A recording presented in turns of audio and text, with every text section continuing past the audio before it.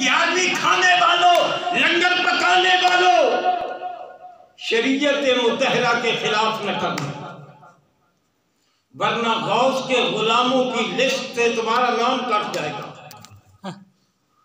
यही एक बात अब कर दूं, इसको मौलाना अशरफ अली थानवी ने भी लिखा है और उन्होंने भी लिखा है कि एक आदमी का इंतकाल हो गया, मुनकर नकीर आ गए, पूछने लगे मन रब्बु का मादीनों का।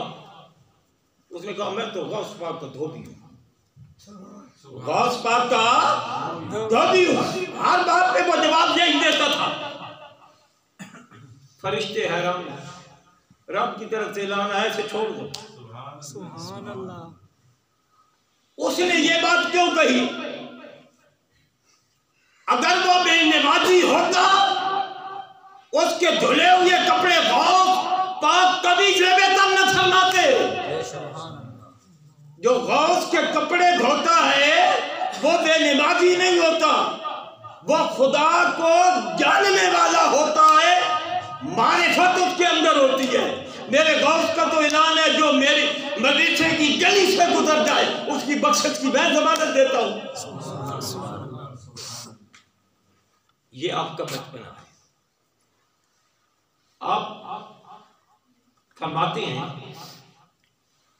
कि मैं जब बच्चा था तो खेलने को दिल करता था, मैं बच्चों के साथ खेलूं, तो मेरे साथ जानवर भी गुफ्तगू करते थे। एक दफा मैं एक बैल के पीछे हो गया, वो खड़ा हो गया, उसने कहा अल्लाह ने तुझे इसलिए तो पैदा नहीं किया।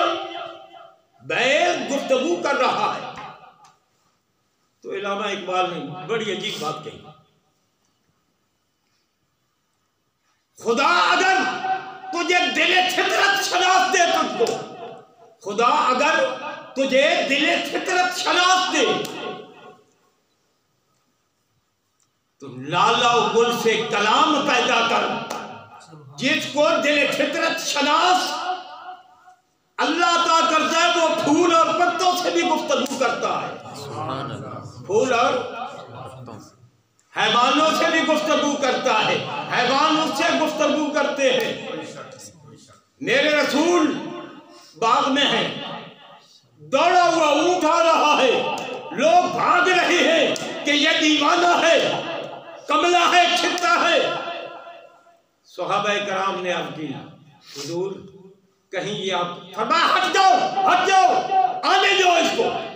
वो हुजूर के कदमों में आकर गिर गया, बोसा दिया, बड़बड़ाया। सहाबा ने पूछा हुजूर ये कहता क्या है? मैंने इसी अंदाज से चलाना है मुफ्ती साहब, ये कहता क्या है? कहा ये कहता है। वो इतने में उसके मालिक भी आ गए। हुजूर अलैहिस्सलातु वस्सलाम ने फरमाया ये ऊंट तुम्हारा शिकवा कर रहा है। या रसूलुल्लाह क्या? कहा ये ऊंट कहता है मैं जवान था तो ये मुझे चारा भी अच्छा डालते थे और मुझसे काम भी लेते थे और मैं काम करता था, जितना ये वजन रखते थे मैं उठाकर ले जाता। अब मैं बूढ़ा हो गया, मेरे अंदर वो ताकत नहीं है, इन्होंने खुराक भी मेरी कम कर दी। रात इन्होंने मीटिंग की, इसको ज़बह करते हैं, इसको ज़बह करते हैं। क्या ये ऊंट ने सही बात की है या गलत? कहा हुजूर ये ठीक कहता है। कहा मुझसे कीमत लो लो, ये मेरी बारगाह में आ गया है, अब इस पे छुरी नहीं चलेगी। कहा हुजूर हमने इसको आजाद किया है। तो गौस पाक फरमाते हैं बैल ने मुझे कहा कि अल्लाह ने तुझे इसलिए तो पैदा नहीं किया, तुझे तो मार्फत के लिए पैदा किया है, तुझे तो हाफिज कुरान बनने के लिए पैदा किया है, तुझे तो मुफ्ती आजम बनने के लिए पैदा किया है, तुझे तो गौस आजम बनने के लिए पैदा किया है। तू तो कुल वलियों का सरदार है, तेरा क्या है बैलों के साथ चलना और खेलना? थोड़े तू हलवाने ने फरमाया मैं नहीं, अपने मकान की छत पर चढ़ गया। ये उर्दू की मेरी शादी से समझ आती है, पंजाबी आसी का काम है। मकान की छत पर चढ़ गया। ये बात बगदाद की नहीं है, आप आपकी जाए विलादत जो है ना, वो आपके नामे नामी इसमें गिरामी के साथ गीलानी और जीलानी ये दो चीजें लिखी हुई होती हैं। तो आप अजमी हैं। गीलान ईरान के इलाके में एक कस्बा है, और बाद जगह आपके इसमें गिरामी के साथ जीम ये लाम छोटी ये जील लिखा होता है। जील भी एक जगह का नाम है।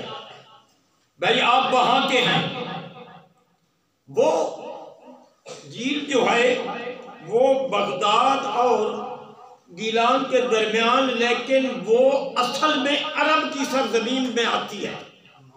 लेकिन उलमा का इस बात पे इत्तेफाक है कि आप अजमी हैं, अरबी नहीं, नस्ल की लिहाज से, रिहाज की लिहाज से।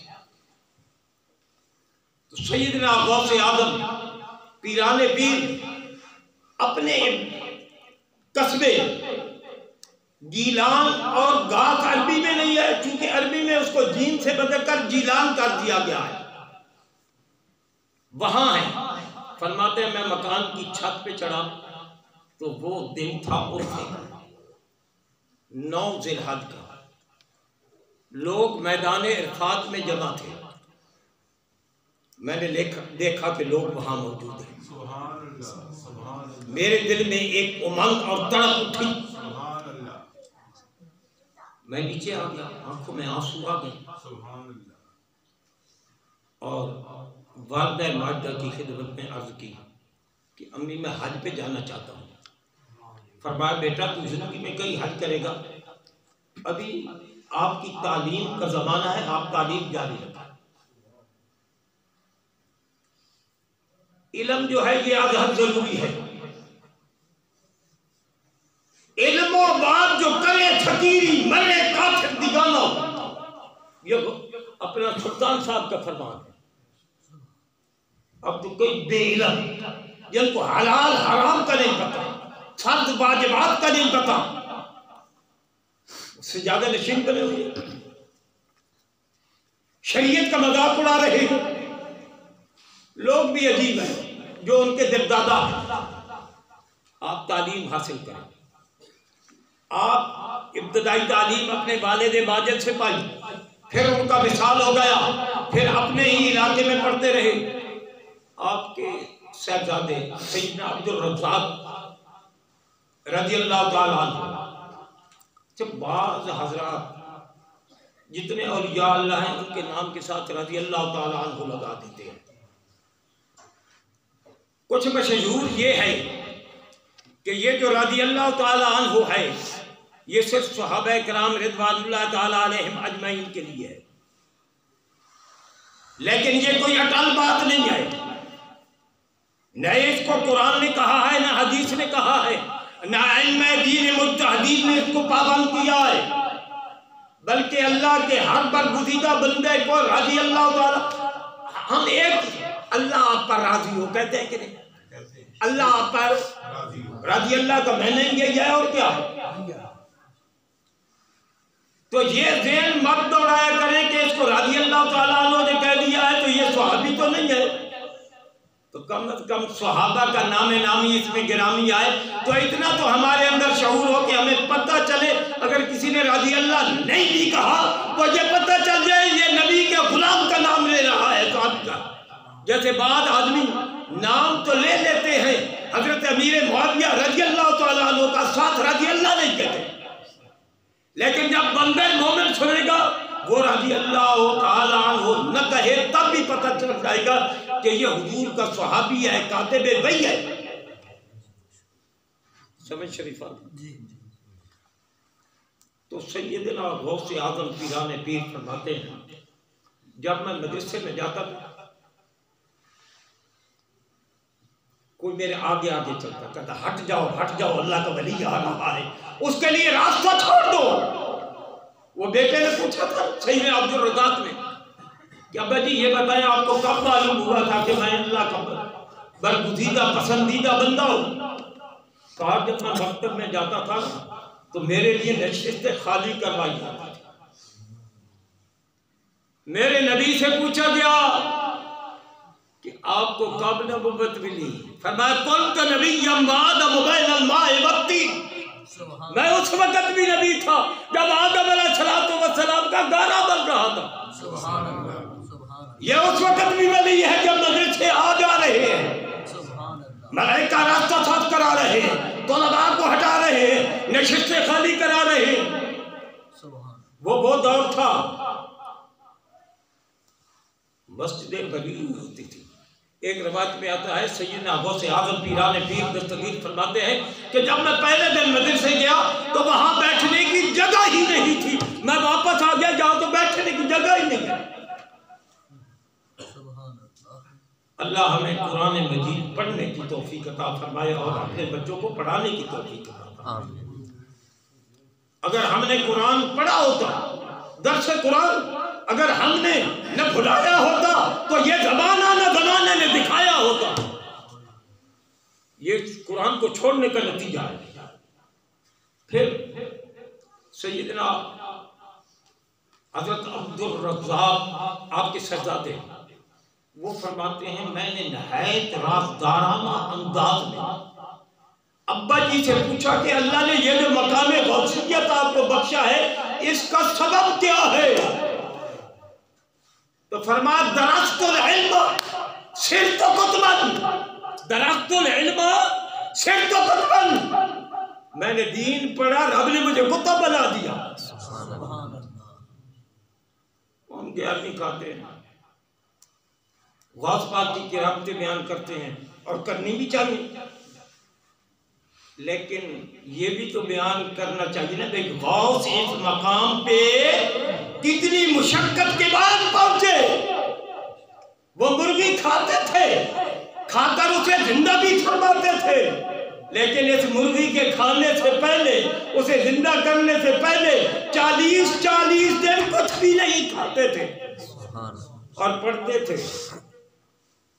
वो फरमाते हैं हमारे साथ और भी तलबा दरिया जलजला के किनारे चले जाते थे तो हम देखते थे कि कुछ सब्जी का पत्ता आ रहा है, कोई साग का पत्ता आ रहा है, उसे उठाकर खाएं। जब मैं जाता तो देखता पहले ही दुर्गेश फिर रहे, मैं वापस आ जाता था। भूखे बर्दाश्त किए, मुशक्कतें बर्दाश्त किए। जो बादशाह वली है जिंदगी का अक्सर हिस्सा उन्होंने पढ़ते हुए गुजारा है। वो आगे चलकर अर्ज करते हैं आपकी उम्र मुबारक 18 साल हो गई। मां ने बुलाया, कहा बगदाद है मरकज। वो काफी अरसे से बादशाहों के दारुल खिलाफा रहा है।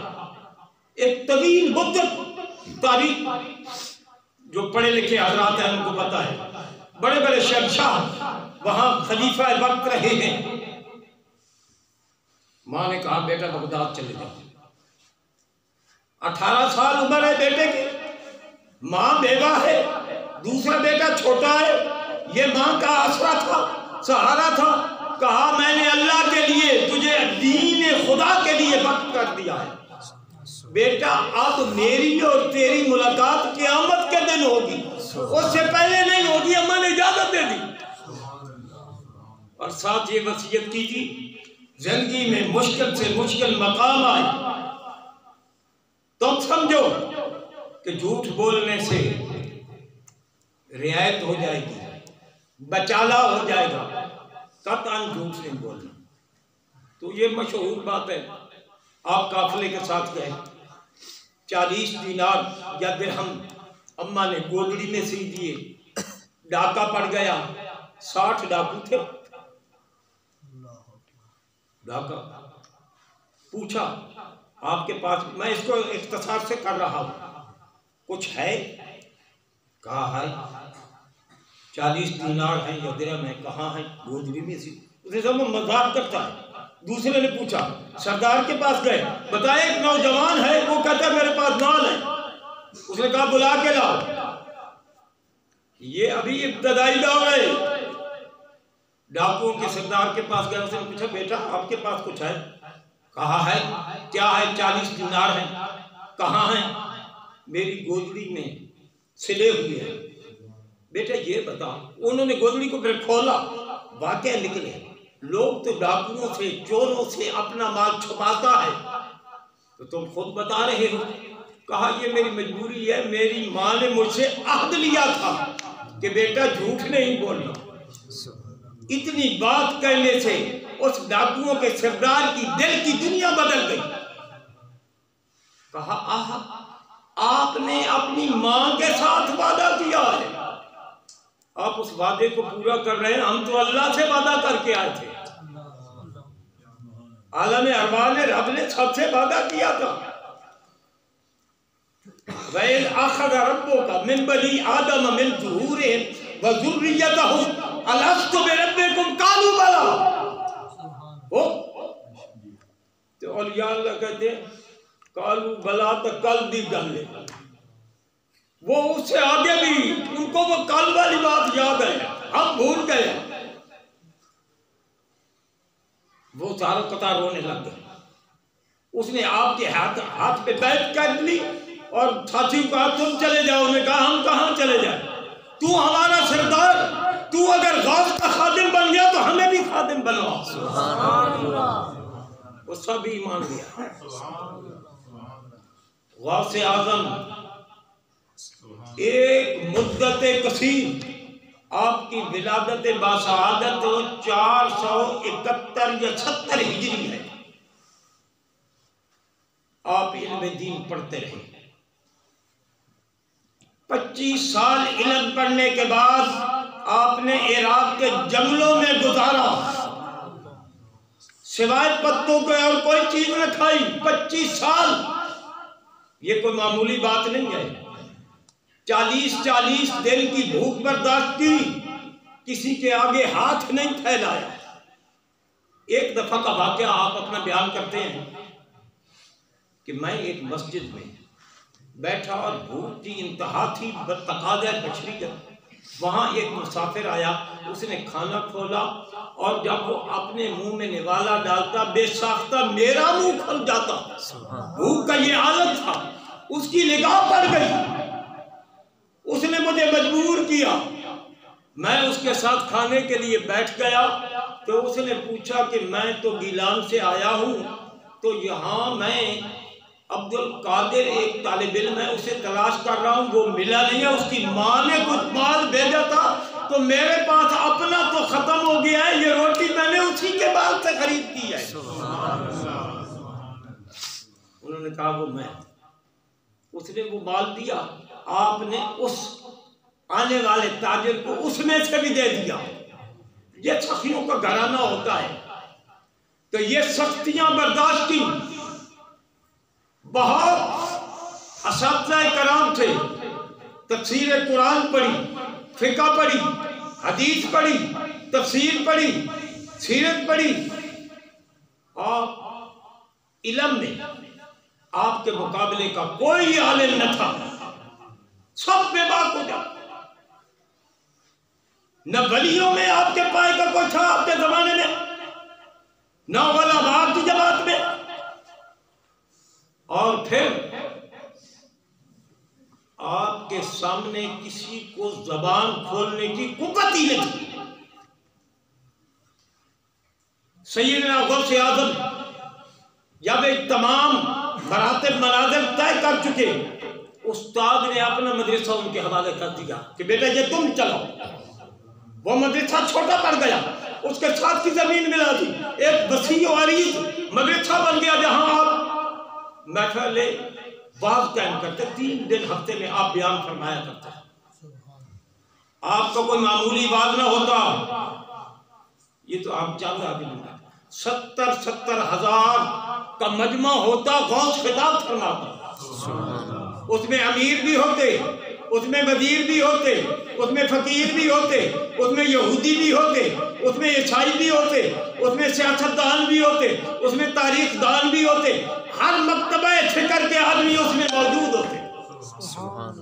और फिर महफिल से कई जनाजे उठते। एक दिन ऐसा हुआ कि सैयदना गौस आज़म खिताब फरमा रहे हैं। आपका एक मुरीद खास अकीदतमंद जिनका नाम है अली बिन हैती, अली बिन हैती बहुत पाए के बनी है। वो बैठे बैठे महफिल में उन्हें ऊँग आ गई। गौस पाक ने बात रोक दिया, बात रोक के इशारे से फरमाया सब खामोश हो जाए, किसी की आवाज न निकले। तो रावी कहता है सिर्फ सांस चलने की आवाज आती थी, इसके अलावा और कोई आवाज नहीं। सैयदना गौस आज़म ने अपनी नशिस्त छोड़ी, नशिस्त छोड़कर अली बिन हैदी के सामने हाथ बांधकर खड़े हो गए अदब के सामने। तो रावी कहता है कि उस मौके पे 10,000 का मजमा था। जब सैयदना गौस आज़म अपने मुरीद के सामने हाथ बांधकर खड़े हैं और अली हैदी पे नींद तारी है, थोड़ी देर के बाद अली हैदी बीदार हुए और उनकी हैरत की इंतजार न रही। हुजूर ने फरमाया बताओ अभी अभी तुमने क्या देखा है? अब की मैंने हुजूर अलैहिस्सलाम की ज़ियारत की। सुभान अल्लाह। फरमाया आकाए नामदार फखरे मौजूदात ने कुछ कहा है? उन्होंने कहा मुझे वसीयत की है कि इस अब्दुल कादिर की गुलामी से रूगर्दानी न करना, इनकी गुलामी में रहना। सुभान अल्लाह। ये अली बिन हैदी है। अच्छा, यहां एक और बात अर्ज करूं, मेरे आका की ये सिफ्त है कि आदम अलैहिस्सलाम से लेकर ईसा अलैहिस्सलाम तक सब मेरे रसूल के अनाउंसर रहे हैं।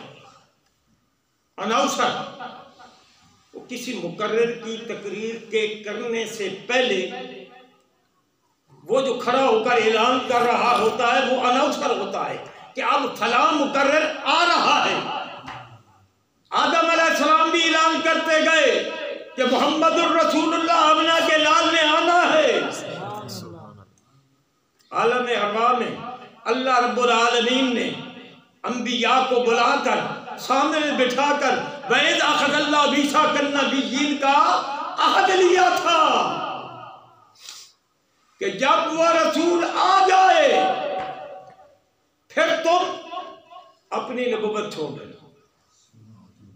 लमा आते तो कुम मिल किताब हिकमतिन सुम्मा जाकुम रसूल मुसद्दिकुल लिमा माकुम लतुमिनुन बिही व लतंसुरुल्लाह। ये महीने भी दो मुत्तसिल हैं, मीलाद का और सैयदना गौसे आज़म पीराने पीर दस्तगीर के उर्स मुबारक का, ये साथ साथ चलेंगे। नबियों से आद लिया काला अकररतुम व अखदतुम अला ज़ालिकुम इसरी कालू अकररना काला फशहदू व अना माअकुम मिन शाहिदीन। क्या आपने इकरार कर लिया, उस नबी की अजमत को मान लिया है? मान लिया। एक दूसरे पे गवाह हो, मुझे भी गवाह बना लो। फिर फरमाया फमन तवल्ला बाद ज़ालिका फउलाइका हुमुल फासिकून। ये इशारा है कि अपनी उम्मतों को बता देना उस नबी की गुलामी से रूगर्दानी न करना और सारी जिंदगी ऐलान करते रहना। हुजूर की आमद का ऐलान अंबिया करते आए, गौस की आमद का गौस के आने से पहले औलिया करते आए। आप किताबें उठो, अभी गौस की विलादत नहीं हुई, औलिया अल्लाह के दरबार लगे हुए हैं, मुरीद बैठे हैं। कहा एक अजमी बगदाद में आएगा, बगदाद में आएगा और आकर ये फरमाएगा कदमी हादिही अला रक़बति कुल्ले वलीयुल्लाह, मेरा ये कदम हर वली की गर्दन पे है। वो आएगा फिर ऐलान फरमाएगा। ये तो पहले की बात है। अब जो आपका ज़माना आया, आपने ऐलान किया, बेशुमार औलिया अल्लाह ने कहा ये जो पीराने पीर दस्तगीर ने ऐलान किया है कोई अपनी तरफ तो नहीं किया है, ये तो करवाया गया है। मेरे रब ने कहा है गौस ये तू ऐलान कर दे। ये ऐलान, इसमें सिर्फ दो शहादतें अर्ज करूंगा। अली बिन हैदी रज़ी अल्लाह ताला दरबार में बैठे, सैयदना गौसे आज़म ने जो पहले बड़ी बशारत दे रहे थे अब वो ज़हूर पजीर हो रही है, ऐलान फरमा रहे हैं। कादमी हाज़िही अला राक़बती कुल्ल वलीयुल्लाह, हर वली की गर्दन पे मेरा कदम है। अली बिन हैती उठे, आपकी कुर्सी मुबारक ऊंची जगह पे होती थी, चबूतरे पे चढ़ के आपका कदम मुबारक उठाकर अपनी गर्दन पे रखा।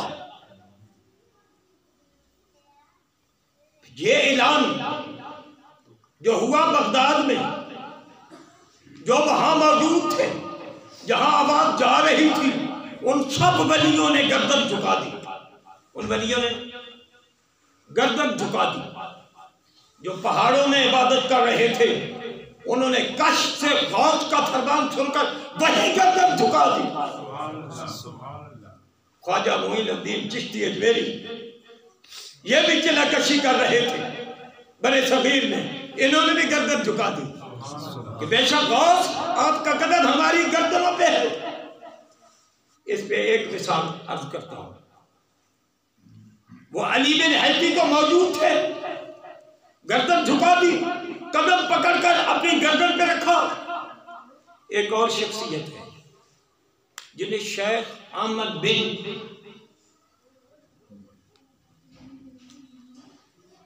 रफाई, शेख अहमद बिन अर रफाई, ये कौन शख्सियत है? ये आकाए नामदार फखरे मौजूदात के रोज़ा अक़दस में हाजिर होते हैं। इसको उलमाए देवबंद ने लिखा है, जो बात मैं कर रहा हूं अभी। शेख रफाई हुजूर के रोज़ा अक़दस में हाजिर होकर सलाम अर्ज करके अर्ज करते हैं, आका जब मैं खुद यहां ना आता था, मेरी रूह आती थी आपकी ज़ियारत पे। आज मैं खुद आया हूं और मेरा जी चाहता है दस्ते अक़दस रोज़े से निकाले, मैं चूमना चाहता हूं। हजारों की तादाद थी, हुजूर ने दस्ते मुबारक बुलंद फरमाया, बाहर निकला तो अहमद बिन रफाई ने बोसा दिया और फिर गिर गए। फिर लोग ऊपर से गुजर रहे हैं, दीवाने बन गए। ये शेख रफाई वो मकाम का बंदा है। अब मुरीद भी बैठे हैं, ये दूर है बगदाद से। जब ऐलान किया गौस पाक ने, इन्होंने गर्दन झुका दी। लोगों ने पूछा ये क्या बात है?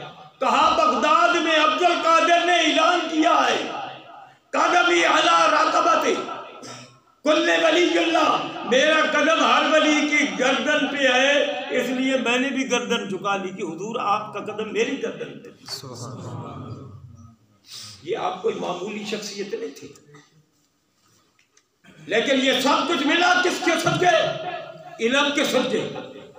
आपने 33 साल फतवा नवीसी भी किया है और दर्स भी पढ़ाया। 40 साल आपने बात फरमाया है। आप फरमाते हैं चांद की 16 तारीख थी, उस वक्त सन जो था वो 521 था। क्या सन था? 521 हिजरी, मंगल का दिन था। अभी जोर की नमाज का टाइम नहीं था। नमाज जोहर से पहले मैं बैठा हुआ था, आका इनामदार फखरे मौजूदात तशरीफ लाए। कहा बेटा लोगों को बात सुनाया करो। मैंने अर्ज की नाना जान मैं अजमी हूं, ये अरबी है, इनको अपने इल्म पे नाज है, फखर है, ये साहिबे ज़बान है, अबुल कलाम है, इसलिए मैं तो इनके सामने ज़बान नहीं खोलता। हुजूर फरमा मुंह खोलो। सरकार ने 6 बार लब मुबारक उनके मुंह में डाली, 7 बार। फिर जोर की नमाज। ये ख्वाब की बात नहीं है,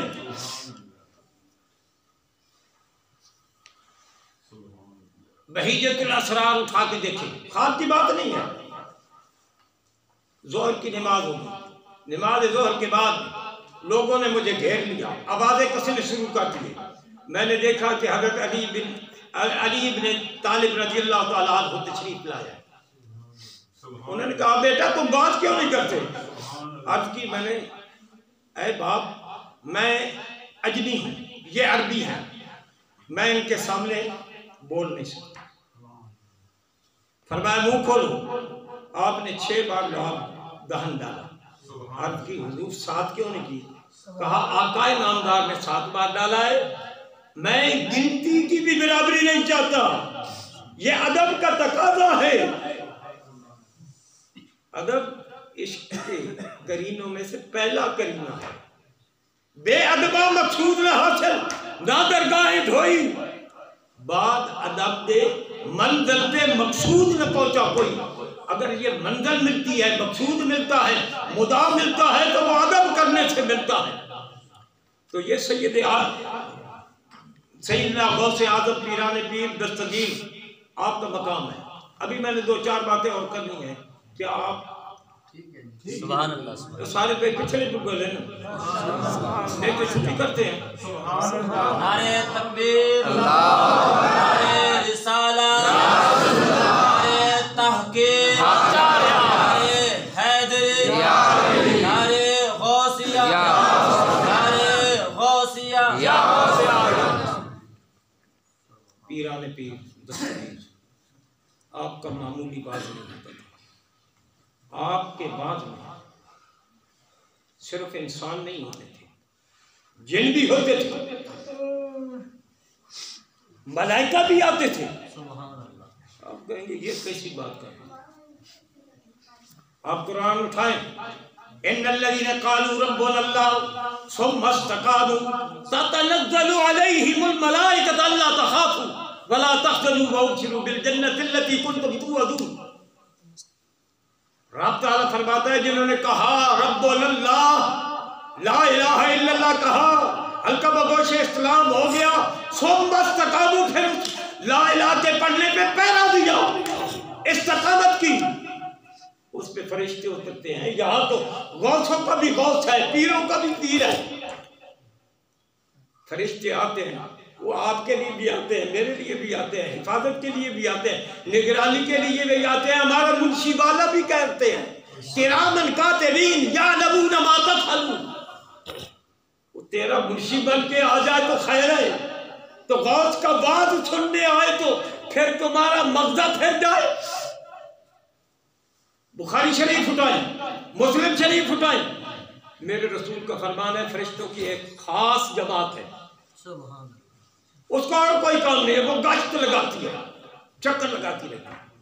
जहां कोई महफिल होती है ना, अब वो इधर भी आए होंगे, जहां कोई महफिल होती है, जिक्र अज़कार होता है, तौहीद का जिक्र होता है, रिसालत का जिक्र होता है, अल्लाह के बंदों का जिक्र होता है, सुभान अल्लाह की सदा आती है, अल्हम्दुलिल्लाह की सदा आती है, अल्लाह अकबर का नारा बुलंद होता है। वो जो पहली दफा जिसकी निगाह पहुंचती है फरिश्ते की, जब सुन लेता है, वो दूसरों को आवाज देता है कि जो तुम्हें मकसूद था, जिसकी तलाश में थे, वो तो यहाँ बिटिया पे, मैं मिसाल के लिए, वो तो बिटियों पे बैठल हो रही है, इधर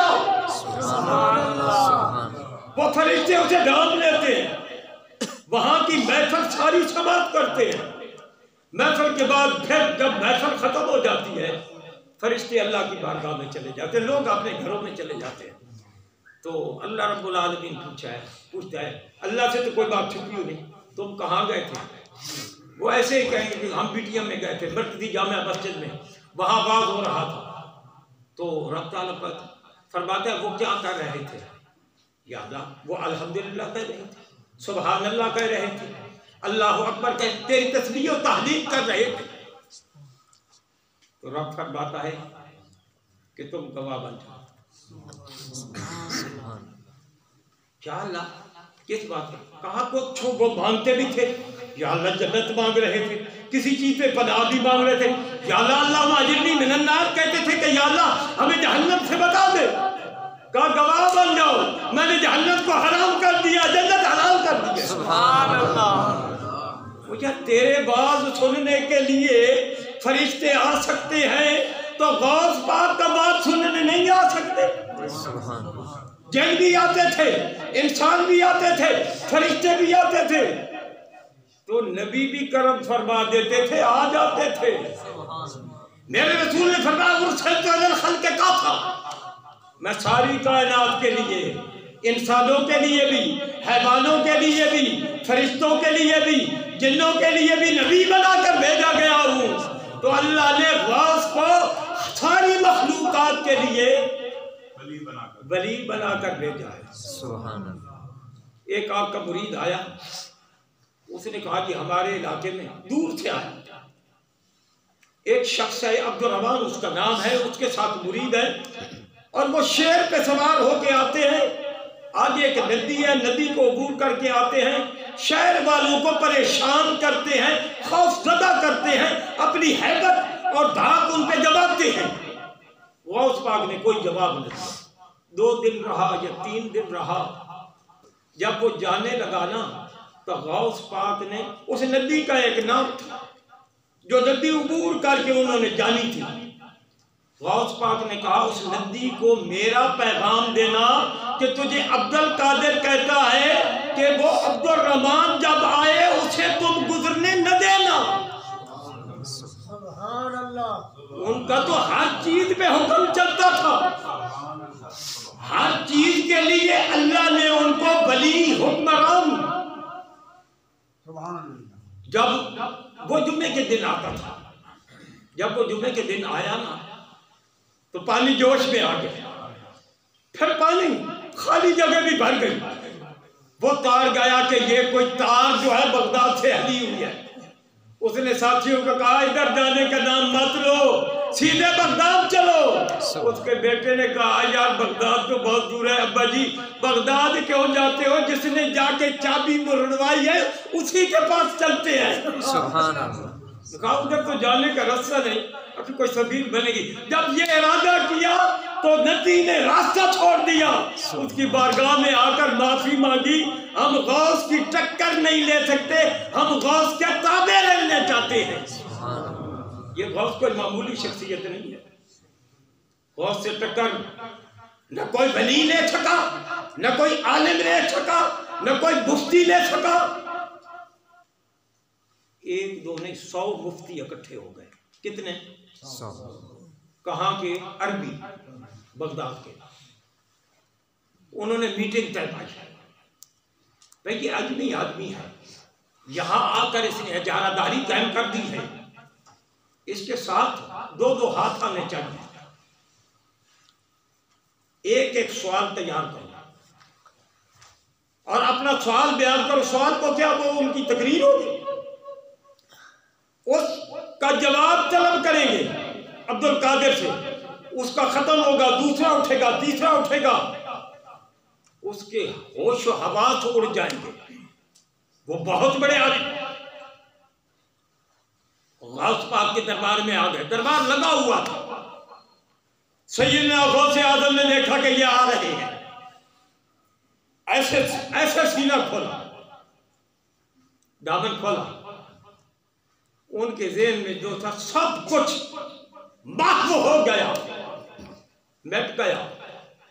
अब उन्हें कुछ भी याद नहीं कि हमने करना क्या है।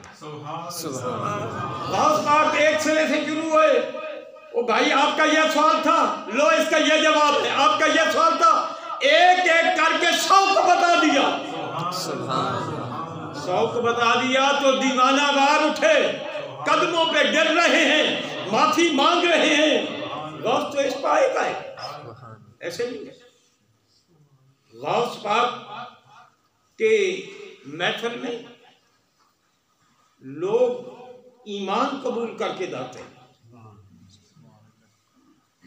आप हुक्मरानों को भी झंझोड़ते हैं। कभी उन्होंने अर्जी नहीं लिखी। अगर किसी आदमी ने किसी हुक्मरान की या उसके किसी कारिंदे की गौस पाक के पास शिकायत भेजी तो उन्होंने फौरन लिखा कि तुझे अब्दुल कादिर हुक्म देता है कि इस हुक्मरान को बदल दो। ये आपका गवर्नर जालिम है, ये वजीर आजम जालिम है, इसकी जगह और लाओ। बगदाद का खलीफा आपकी बारगाह में आता है। वो खलीफा भी खानदान मामूली से ताल्लुक न रखता था, बनु अब्बास से ताल्लुक था। अब्बास हुजूर अलैहिस्सलाम के चच्चा हैं। हुजूर अलैहिस्सलाम ने अपने चच्चा को बिशारत दी कि तेरी औलाद में बादशाह होंगे। वो आया, आकर उसने कहा कि मेरा जी चाहता है कोई किरामत ही दिखा दे, और मेरा जी चाहता है सेब खाने को। ये मुंह और दाल मसूर खाने को भी मुंह चाहिए। गौसे पाक ने, वो सेबों का मौसम नहीं था, उस इलाके में होते भी नहीं थे, ऐसे हाथ किया तो 2 सेब आ गए। एक कैसे, एक खुद ले लिया, एक उसे दिया, आपने काटा, बड़ा पाक और मुनज़्ज़ह। जब उसने काटा तो अंदर से कीड़े निकले। उसने कहा अब्दुल कादिर ये क्या बात, आपका सही है मेरा खराब है। कहा ये दोनों एक ही जैसे थे, गोया कि एक माँ के बेटे हैं, इसको जालिम का हाथ लगा है, इसमें कीड़े हैं। वैसे नहीं बात करते थे। एक दफा वही खलीफा, छोटी नहीं इतनी थैली नहीं, बड़े थैले, क्योंकि एक थैले को एक गुलाम ने उठाया, 10 गुलामों ने 10 थैले उठाए होंगे। थैले में था क्या, या दिरहम थे या दीनार भरे हुए थे, गौस की कदमों में आकर डाल दिए। ये भी लंगर के लिए है, ये तलबा के लिए है, ये फुकरा के लिए है। गौस ने फरमाया ये उठा के ले जाओ, न ताज तख्त न लंगर और सिपा में है, अरे जो बात मर्दे कलंदर की बारगाह में है।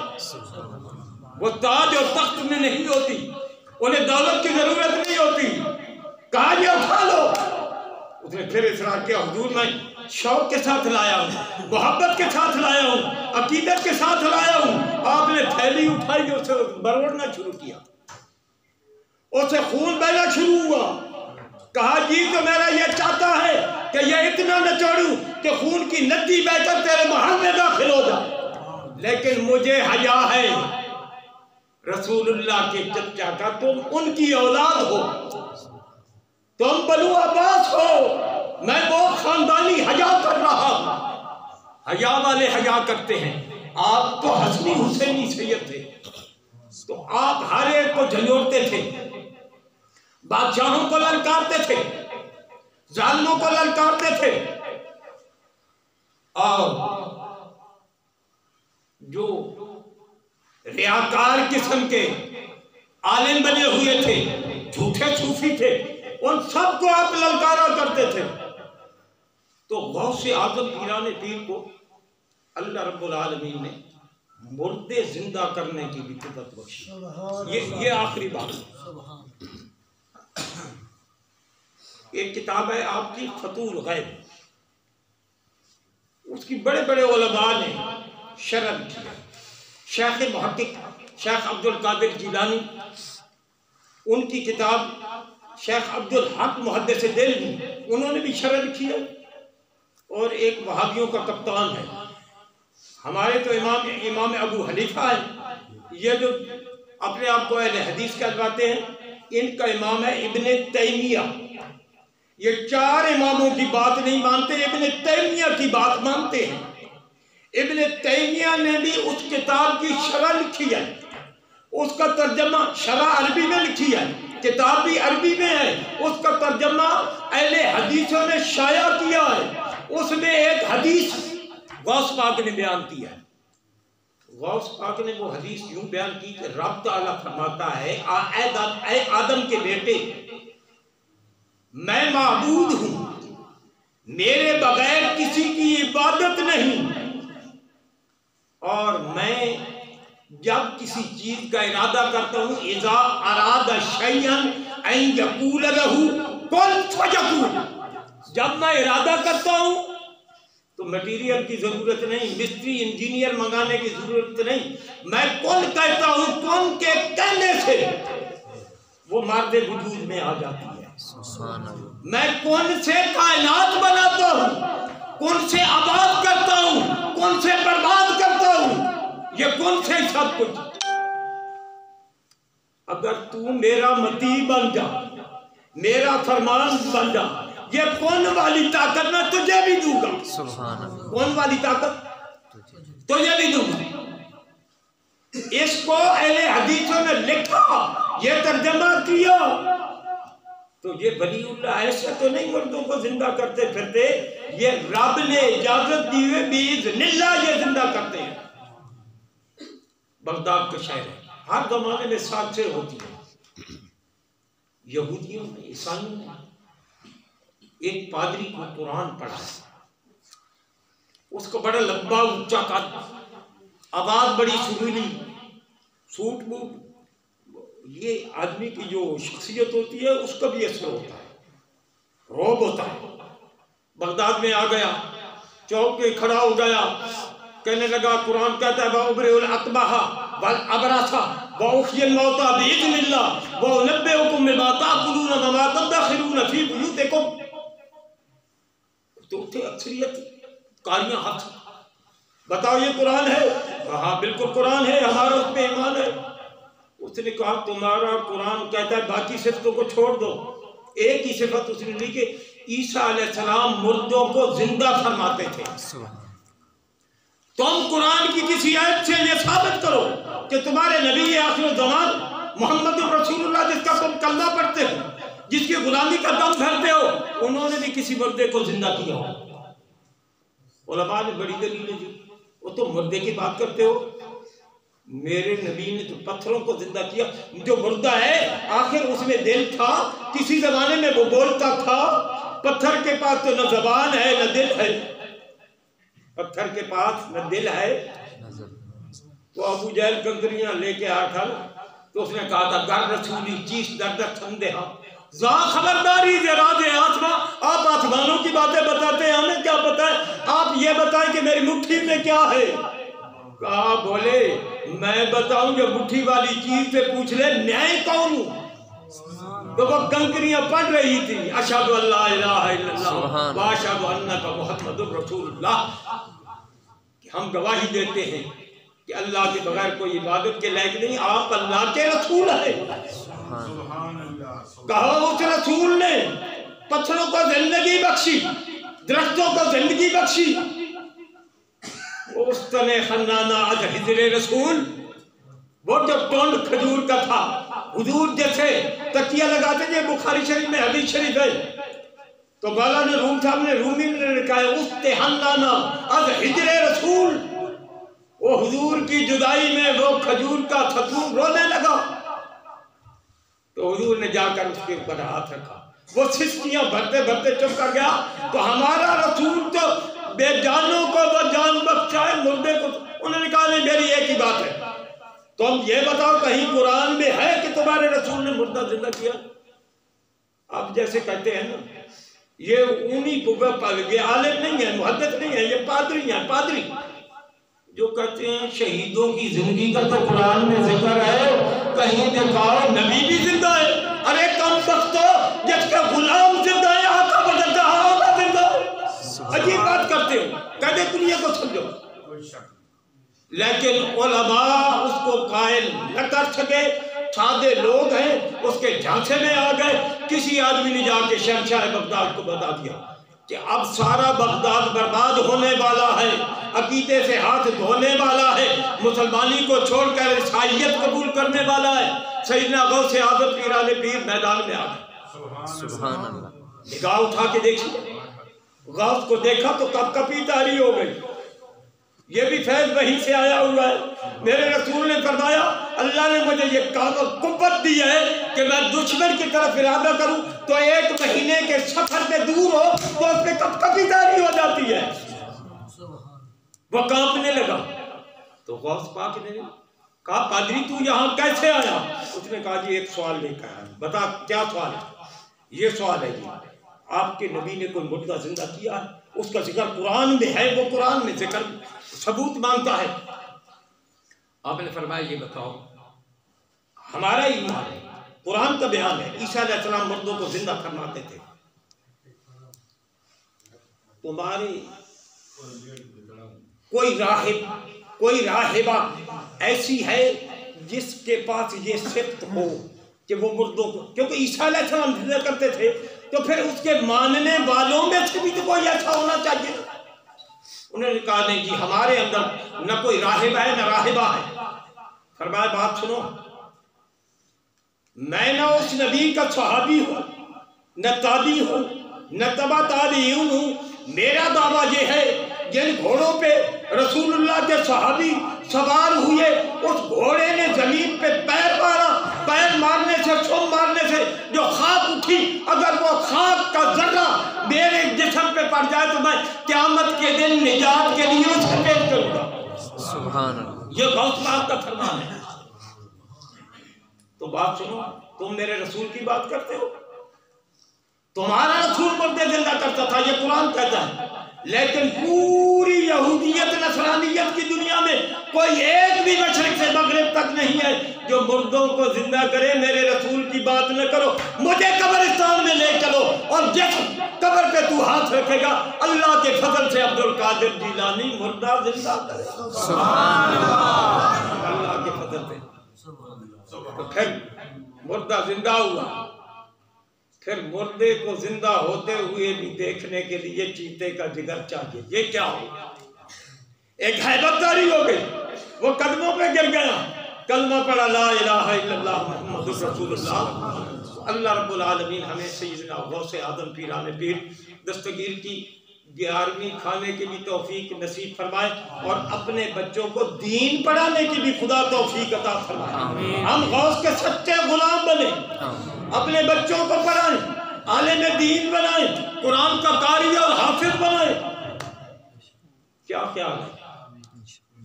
गौस की मोहब्बत का सबूत देंगे, क्योंकि जिसको जिससे मोहब्बत होती है उसकी अदा से भी मोहब्बत होती है। मोहब्बत सच्चा मुहिब वही होता है जो अपने पीर के नक्शे कदम पे चलता है।